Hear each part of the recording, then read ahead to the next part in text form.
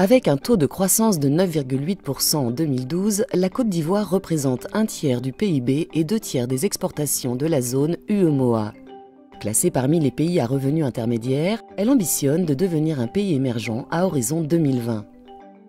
Sa capitale, Abidjan, considérée comme le carrefour culturel ouest-africain, connaît une croissance soutenue caractérisée par une industrialisation importante et une urbanisation galopante. Plus de 6 millions d'habitants y résident. Chaque jour, 2 millions de personnes empruntent les autobus, minicars ou les taxis collectifs pour se rendre à leur lieu de travail. La particularité d'Abidjan est que la population réside majoritairement au nord, à l'est et à l'ouest de la ville, tandis que les zones d'activité se situent plus au centre et au sud. L'infrastructure de transport public est insuffisante pour faire face à ces flux. Cela engendre un engorgement des grands axes avec de nombreux embouteillages qui freinent le développement économique de la ville, engendre des problèmes de sécurité et provoque de fortes nuisances environnementales. Il faut dire qu'à Abidjan, le problème de transport, c'est un parcours du combattant. Il est d'autant plus difficile que les quartiers dortoirs sont assez éloignés du centre des affaires. Moi, je mets 2 heures pour arriver au plateau ici. Il y a tout le temps des embouteillages, des attentes qui sont interminables. On est souvent en retard au service. On arrive en retard et on rentre aussi tard à la maison. Et souvent même on est obligé de marcher des kilomètres et des kilomètres. Il faut se lever très tôt, chercher les premiers bus. Si on a pris un tout petit retard, c'est fini. On est là, on attend. Il n'y a pas d'heure. On est là dans le flou. Et puis dans les bus, on nous surcharge, il y a assez de personnes. On est serré dedans, il y a les odeurs, tout ça là. On n'en peut plus quoi, on a besoin du train.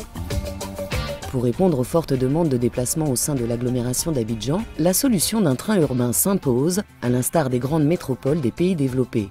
Ce projet constitue ainsi une initiative phare développée par la République de Côte d'Ivoire dans le cadre du Plan national de développement 2012-2015 initié par le président Ouattara. Le projet comporte 5 phases. La première phase s'étendra sur 25 km d'Abobo à Marcory.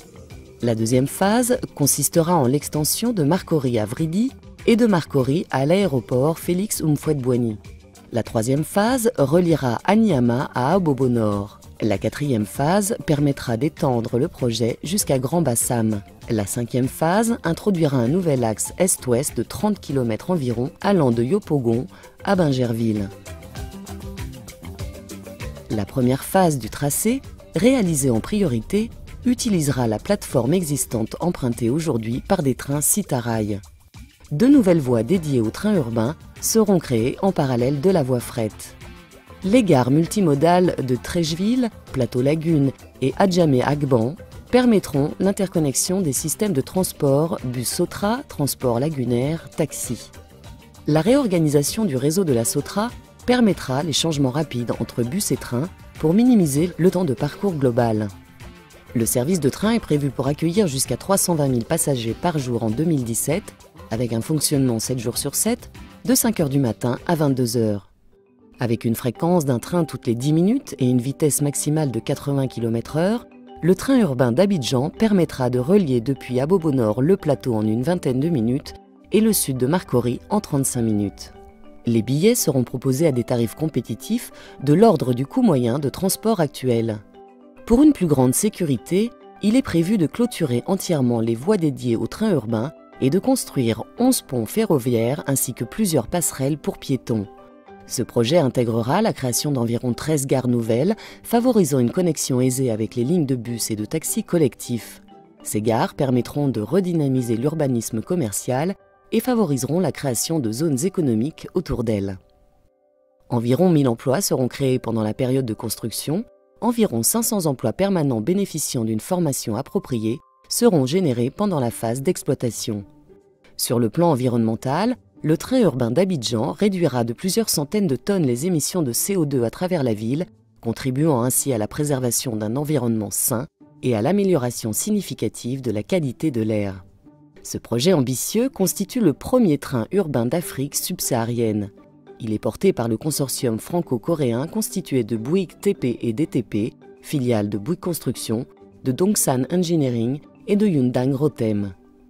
Ces entreprises bénéficient d'une grande expertise dans le domaine du transport ferroviaire et ont déjà fait leurs preuves dans des projets d'envergure tels que le train urbain GO-Train en Afrique du Sud, le tramway de Reims et la ligne 9 du métro de Séoul.